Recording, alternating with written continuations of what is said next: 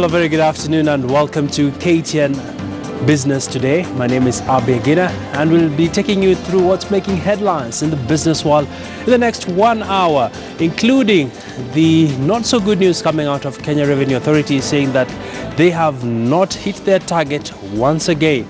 We shall be having more updates on this and what are the numbers looking like. Also today, we are expecting fuel prices for the month of August by the Energy Regulatory Authority, which will be released in the course of this afternoon. And will pump prices be going up or down? It's just but a question of minutes from now when we shall be able to share with you this information. Also on the program, I'll be talking about career development and how can SMEs outsource HR functions. All this coming up in the program. But first things first, let's take a look at how your money has been performing in our money markets this afternoon.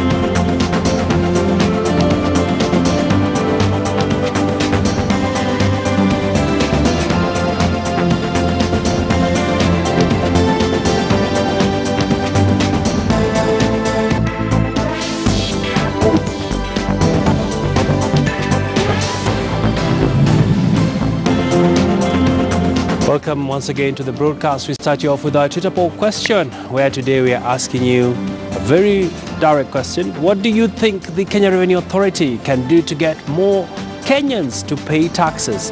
That is our Twitter poll question this afternoon.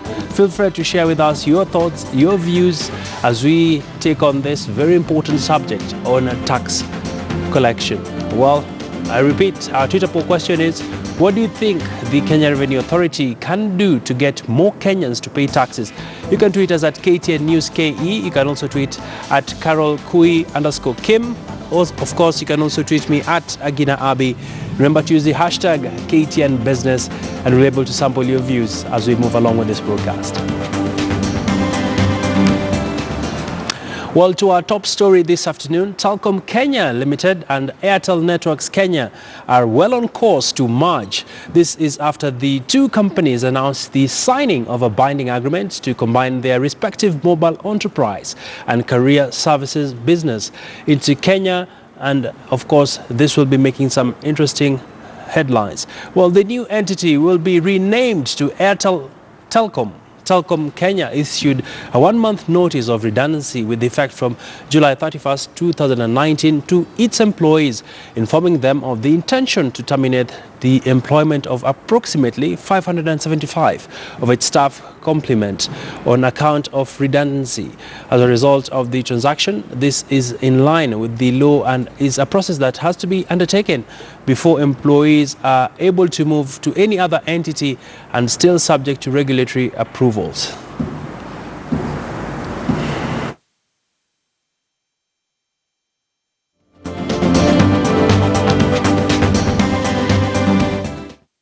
Well, the Kenya Revenue Authority is targeting to prosecute up to 600 individuals in the 2019-2020 financial period for tax evasion.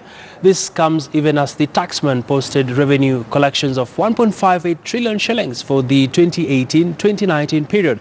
That is well below National Treasury's target of 1.8 trillion shillings. Well, the move is seen as the latest measure by KRA to boost collections, even as traditional division records performance did not perform as anticipated.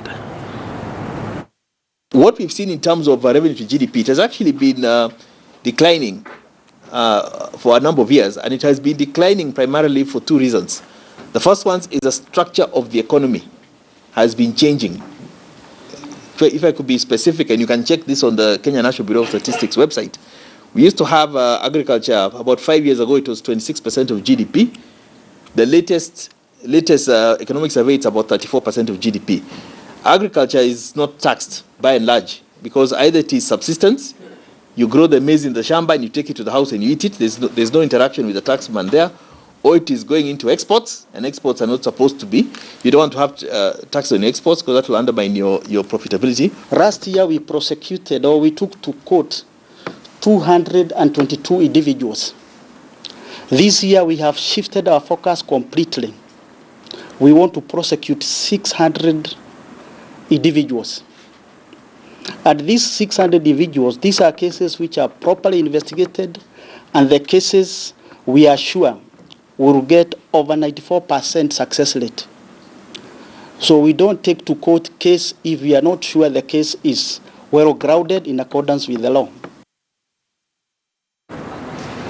Well, some interesting numbers there as you look at the taxman trying to rise up to the occasion. Well, we shall be having a more comprehensive report in our subsequent bulletins on that. Well, moving on, the African Venture Philanthropy Alliance and the Inclusive Business Action Network, together with the key players in both the public and private sector, have partnered together to explore the potential of inclusive business in contributing to sustainable national growth agendas. Well, the Principal Secretary in charge of ICT, Jerome Ochieng, indicated that inclusion of different businesses can become a success by use of technology and creation of sustainable development goals from key industry players. In an effort to catalyze national development and pave way forward for realization of the Sustainable Development Goal, popularly referred to as the SDGs, the government has identified broadband connectivity and access to internet as a priority issue. Kenya has been among Africa's finest in ICT innovation, with mobile money transfer services leading to increased financial inclusion. The recent explosion of local ICT development groups such as the iLab, iHub, NIHub, and the University of Nairobi Lab and Information Development M-Labs in Kenya has set a stage for innovation of application and information services. When we talk about inclusive business, I think the issue around inclusive business we talk about is creating entrepreneurship. I think that's something that's quite important, because when we talk about government, and with due respect to government cannot give us many more jobs. In fact, government probably would be downsizing if anything else. And this is where we needed to look at that and say, fine, what do we do? In an effort to catalyze national development and pave way forward for realization of the Sustainable Development Goal, popularly referred to as the SDGs, the government has identified broadband connectivity and access to internet as a priority issue. Kenya has been among Africa's finest in ICT innovation, with mobile money transfer services leading to increased financial inclusion. The recent explosion of local ICT development groups such as the iLab, iHub, NIHub, and the University of Nairobi Lab and Information Development M-Labs in Kenya has set a stage for innovation of application and information services. When we talk about inclusive business, I think the issue around inclusive business we talk about is creating entrepreneurship. I think that's something that's quite important, because when we talk about government, and with due respect to government cannot give us many more jobs. In fact, government probably would be downsizing if anything else. And this is where Well, Chinese electronics company Xiaomi launched its second Kenyan Mi shop in Nairobi, the capital of Kenya, over the weekend as it continues to expand in the Kenyan market. Xiaomi opened its first Mi home in Kenya on the 14th of July, and many of their products are being taken up in fast pace. Well, the store will provide Kenyans with not only the popular Xiaomi smartphones, but also to a wide range of the company's other electronic products. The Beijing-based company is also looking to expand their reach with an e-commerce platform in the future.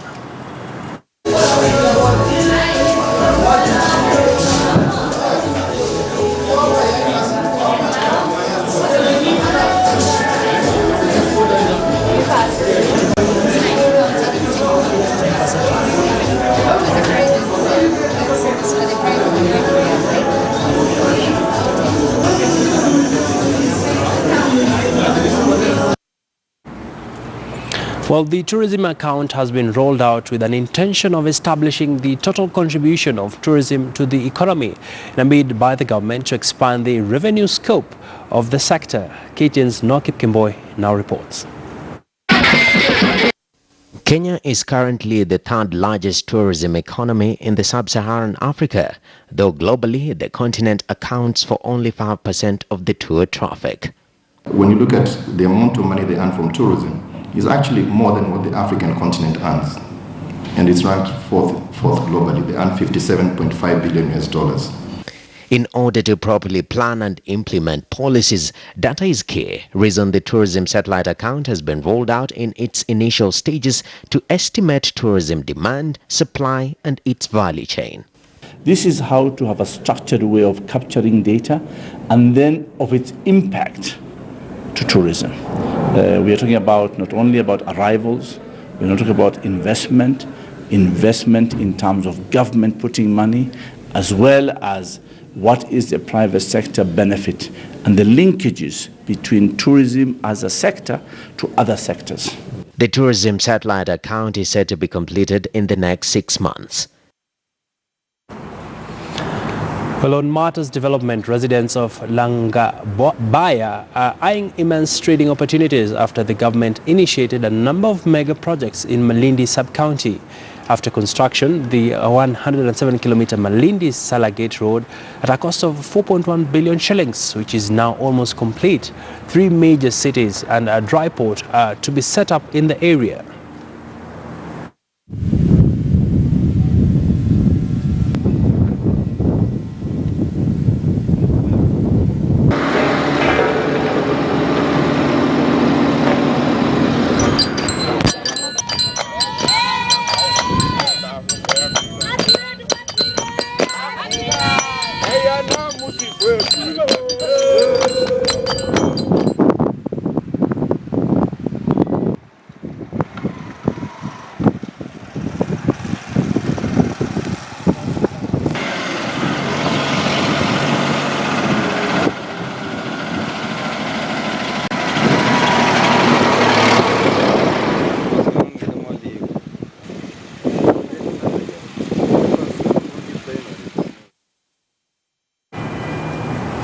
Well, Kenya Pipeline is set to hire a new chief executive officer before end of this year following the suspension of Ken Tarus over graft allegations earlier this year.